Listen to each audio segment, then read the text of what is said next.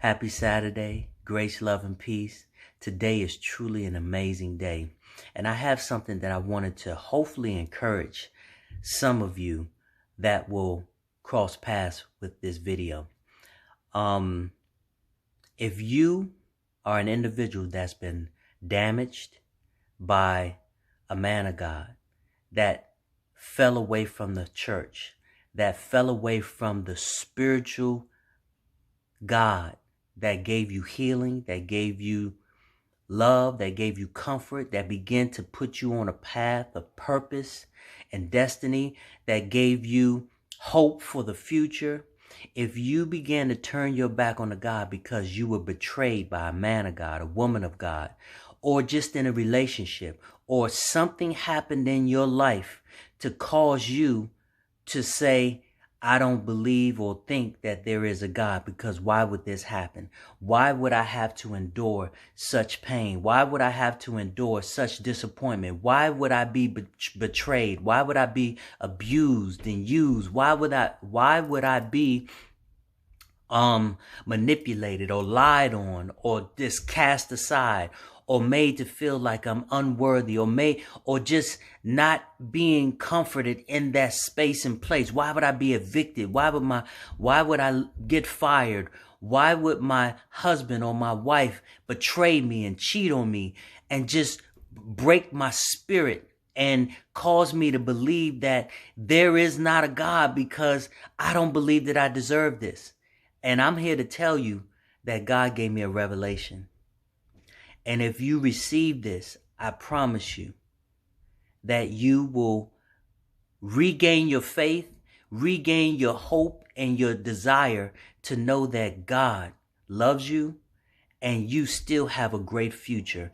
And just because you were betrayed or disappointed, or your spirit and your heart and your mind and everything about the essence of who you are was broken, and you were robbed of joy, success, destiny, wherever it may have met you in your life, I'm here to tell you that recovery and fulfillment of purpose and destiny is still at hand. And the same God that met you in the beginning is here to meet you again.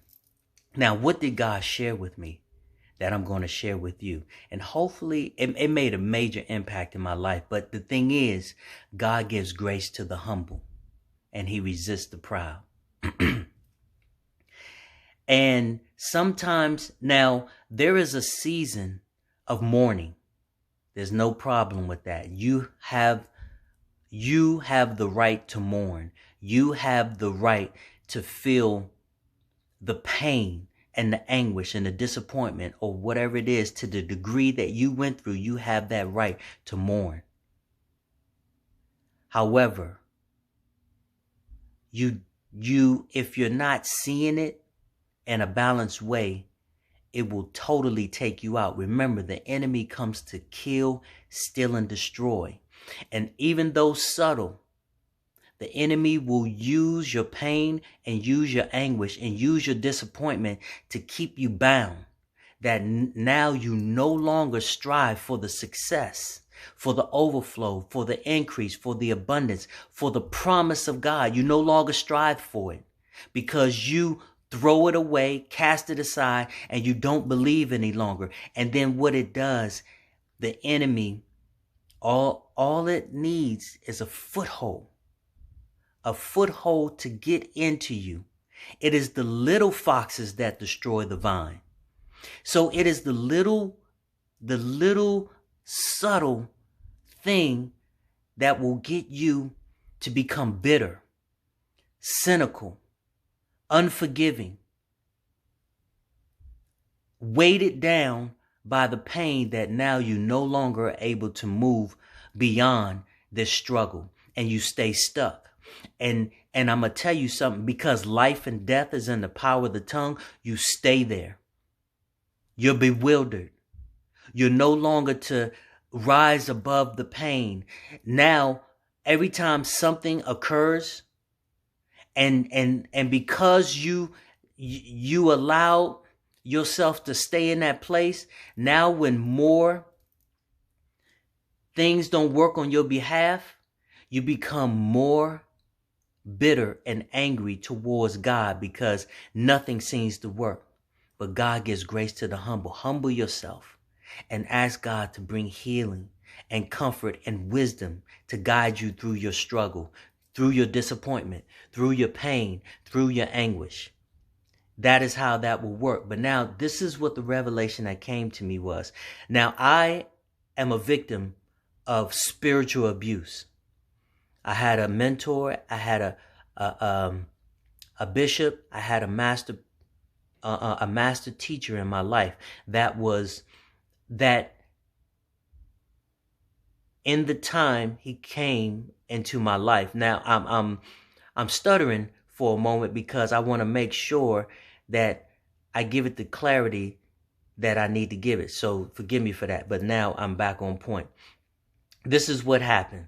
I had a master teacher, preacher, man of God, who is just like you and me, but has been called to the leadership to minister and care for my soul at the time and whoever was in your life to care for your well-being, your soul, your spiritual growth, your well-being.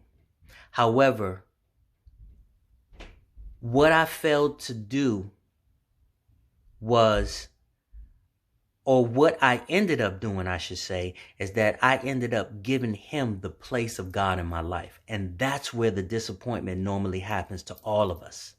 We are going to be tested and we're going to be betrayed. We're going to be disappointed by a man, a woman, a father, a wife, a husband, a mother, someone significant in your life, because you must understand it won't work unless they mean something to you. If somebody comes across your path and they don't mean anything to you and they do something that's off the wall, you may address it or you may leave it alone. But the thing is, it won't make the major impact into your life because they don't touch the heartstrings. You're not emotionally vested into who they are.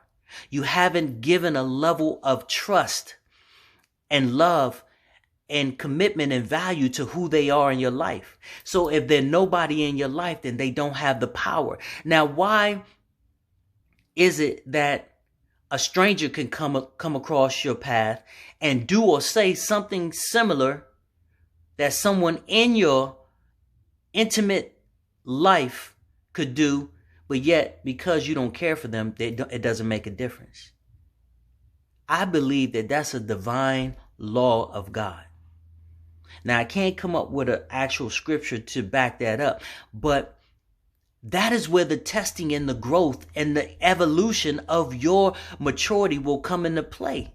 When you are able to rise out of the pain and anguish of a loved one betraying you. That's where it is. And because we have an unbalanced approach to those that we love dearly, and they end up replacing the divine God and become our God, and we give them a certain level of our self-esteem and our worth, we put it in their pocket, then now they have the ability to take it and toss it and throw it and now control your emotions. Love them. Care for them.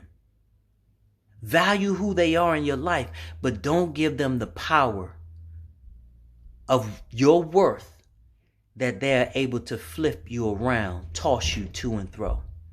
And that's what tends to happen when men of God come into our lives, because we're broken. We're thirsty for something. We need someone, or we're in a season when the student is ready, the teacher appears. We need someone in that moment.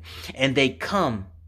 And in the beginning, they are doing wondrous things to help us grow, to help give us insight, to even break some of the back of lack and depravity and whatever we may be struggling with at that particular time. They came to set us free. They were an instrument of God, and that is the key. They were an instrument of God, but they were not the God that gave you salvation. They were not the God that gave you healing. They were not the God that gave you favor and abundance. And they were not the God that was there When you finally surrendered and said, God, I want to follow your concepts, your precepts. I want to make you Lord. I want to honor you. And I know that you are an awesome and mighty God, because that is what happened to me. Wherever I was at the time that I met God, it was several years, a decade later, when I met this particular man of God. God has shown and done amazing things in my life way before I had to go through stages of development. I already had accomplished certain things. I already came into a certain level of success, favor by God, blessings by God, healing by God, increase by God, overflow by God. It was the God of the unseen that began to give me an experience that said, okay, now this is who I am in your life. But I'm going to allow you to come in contact because there's something else that you need to receive. Because I want to be Lord in your life. Master, controller, ruler. That's what Lord means. Master, controller, ruler. I want to be Lord in your life. Let me be the everything so that when you come in contact with any man, any woman, any individual, that you can love them, you can honor them, and you can respect them. But you can understand something that's key. We are all like the moon. Mark Twain says, all of us are like the moon. We all have a dark side. And in our human frailties, we can disappoint and will disappoint. And when none of us is immune to that, we have been disappointed on and we've disappointed others. We've been lied on and we've lied to others. We've received pain from someone and we've given pain to someone. Okay? And that's why in the scripture, when the adulterous woman, they wanted to stone the adulterous woman, the Messiah said, let he that is without sin cast the first stone. See, because we give ourselves a certain level of understanding, grace, and compassion for ourselves and want people to understand us and our hearts and our motives. But yet we can't be patient enough to understand somebody else's human frailties as well. Somebody else waking up on the wrong side of the bed. Somebody else struggling. Somebody else just having a bad day or whatever it may be. Or somebody else just missing the mark. Period. So I got saved in one season, and it was the Spirit of God that poured in love and poured in comfort and began to do a great work and give me a thirst for that which was spiritual, that which was righteous. Give me a hunger to read the word. Give me a hunger to thirst after righteousness. Give me a hunger to set myself apart, to become celibate, to go through the development so I can rid myself of my childhood traumas and pain, to become a man. When I was a child, I act, thought, and reasoned as a child, but when I became a man, I put childish things away. That's what this is about. So now, this is where we are. I met God in one season, and over a decade later, I come in contact with this man. But because I have an unbalanced approach in loving him, I give him a different perspective and I begin to love and honor and give. There's nothing wrong with loving and honoring and valuing and appreciating and giving honor to where honor's due.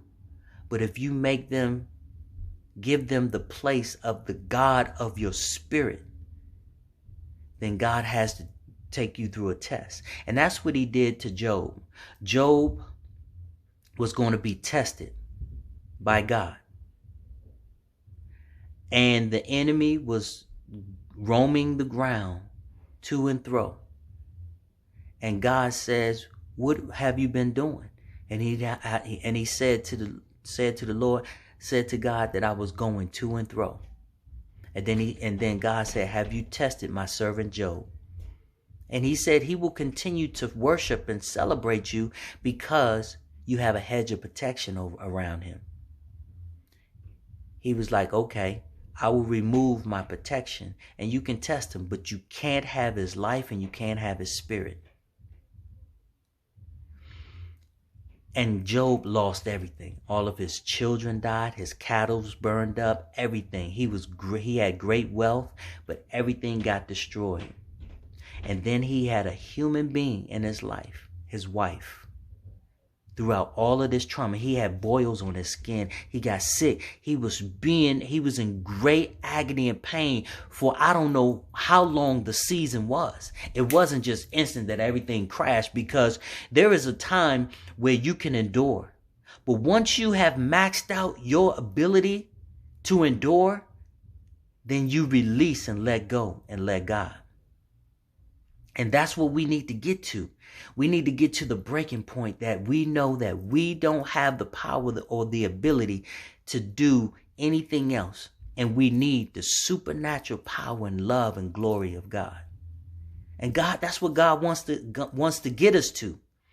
And then we can see the miracle, the supernatural, the glory, the majesty, the power, that experience that is beyond measure.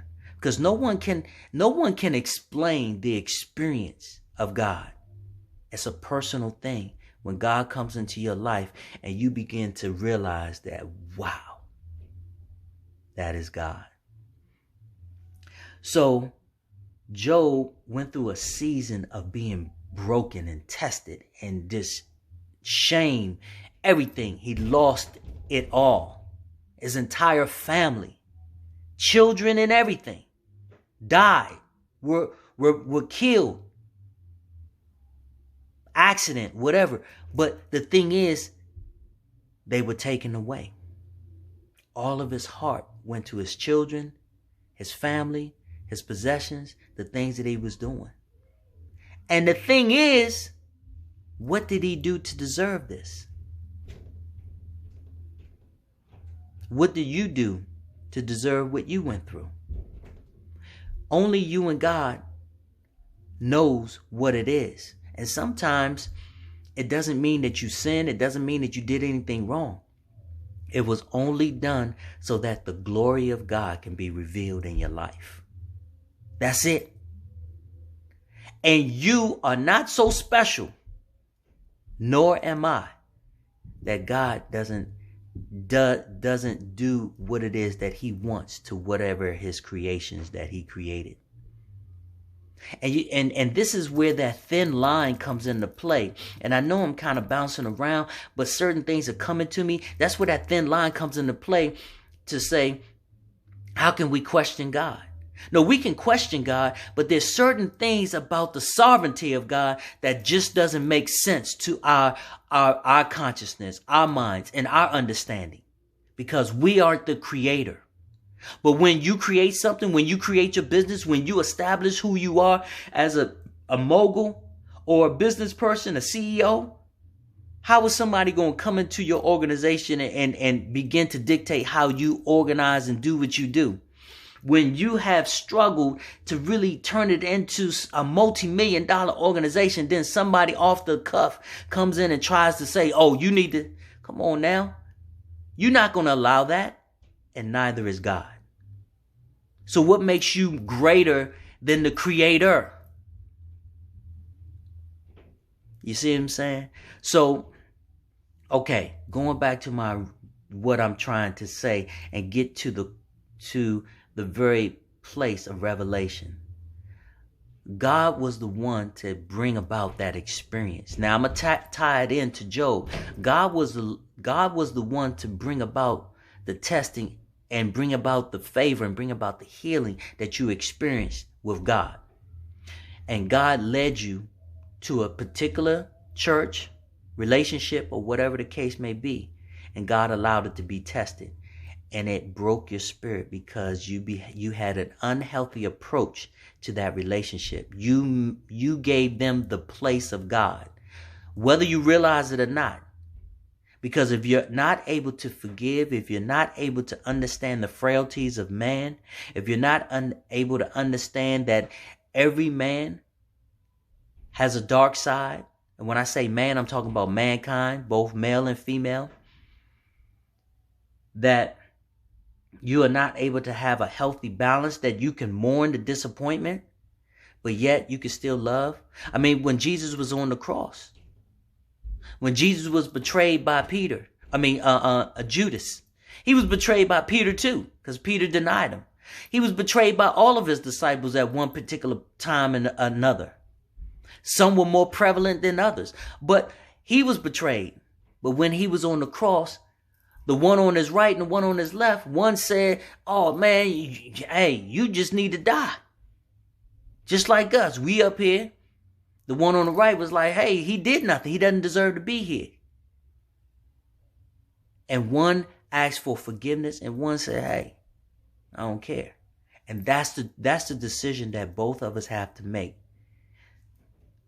You can be the man that stays hard and arrogant and continues to allow the pain and the agony of your pride to keep you from your success.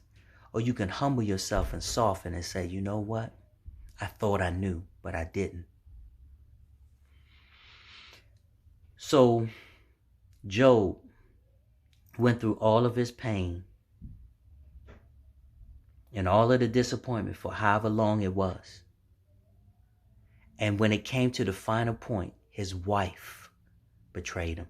She said, curse God and die. He didn't need to hear that at that time. He was in pain. He was in agony. Everything had been wiped and destroyed from him. No man can carry the weight of the world like that on their shoulders, when neither one of us are strong enough to carry all of what goes on in this world and what goes on in your life. Nobody. So ultimately, she betrayed him. But the thing is, he had such a relationship with God that he understood something, and he passed the test. He said, you're talking like a foolish woman. Why would I curse God, and God is the one that blessed me in the first place? God giveth and God taketh away. I may not understand it, and I may even question God at times. But the thing is, if it wasn't for God, I wouldn't even have been here. And the experience that I had with God, when God saved me out of that mess, when God delivered me out of that mess, when God healed me from the pains and the agony that was going on in my emotions or in my physical body, or healed me from a disease that was going to kill me. When God did those things, no man, no woman, nobody was there. But then you come across someone and you give your love and your heart and your dedication and commitment and loyalty to, but it's unbalanced. And then in their frailties, in their humanness, they disappoint you, they betray you, they hurt you. And then in the midst of them doing that, you may walk away and you may leave them alone. And maybe you should, maybe you shouldn't. That's between you and God to work that out. But if you walk away, then now how do they become God? That you say, forget you, God, because you did that. No, God allowed a test. Now, if you pass the test, then you will see all of what needs to unfold in that particular scenario and situation. And even if you don't pass the test, God still loves you and he will bring you back out. But God gives grace to the humble. Keep yourself humble. Continue to believe even though it may be hard. And you can even tell God, God, I'm disappointed. You can tell God you're disappointed. And you're hurting and you're pain and you don't know why. David in Psalms always talked about, God, how come you don't hear my prayers no more? How come you don't hear my cry no more? How come why have you totally abandoned me? Why won't you take the marauders and the evil men that are trampling and destroying my life? Why won't you protect me now? So you can talk to God in that particular way. But for me, when I was betrayed and hurt, I threw God aside. I threw God aside and I said, I'm done. And I lost everything. I lost everything because of my pride and my arrogance. And I allowed a man that wasn't there, that healed me, that wasn't there, that when I received the power of God, when I received the healing of God, when I received the deliverance of God, when I received the revelation of God, when I received all of that God gave to me, he wasn't there. But then now, later on in my life, because God allowed me to go on a path and eventually cross paths with this individual. And it was beneficial during that season. But just because he did what he did doesn't mean that he becomes the God of my world now and that I throw everything away. And that's what I did because I didn't understand. So I was just praying and contemplating what all this was about. And that's what came to me. He wasn't there when God saved me.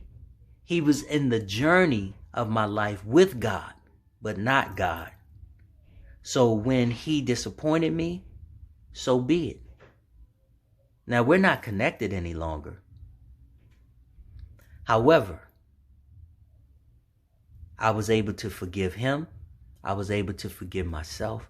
And I was able to humble myself in the presence of God and begin to say, God, I was wrong for making him to be the reason why I won't serve you and I won't love you and I won't celebrate you as the God of my life. And since that time, God has been slowly building me back up and giving me insight of what transpired. And I'm so grateful and I'm so thankful. And I give celebration to my journey. And there's been other disappointments and stuff like that. And there's going to be more disappointments. But because I'm maturing and I'm growing, I understand no matter what, I can rest in the presence of God and all things will be okay.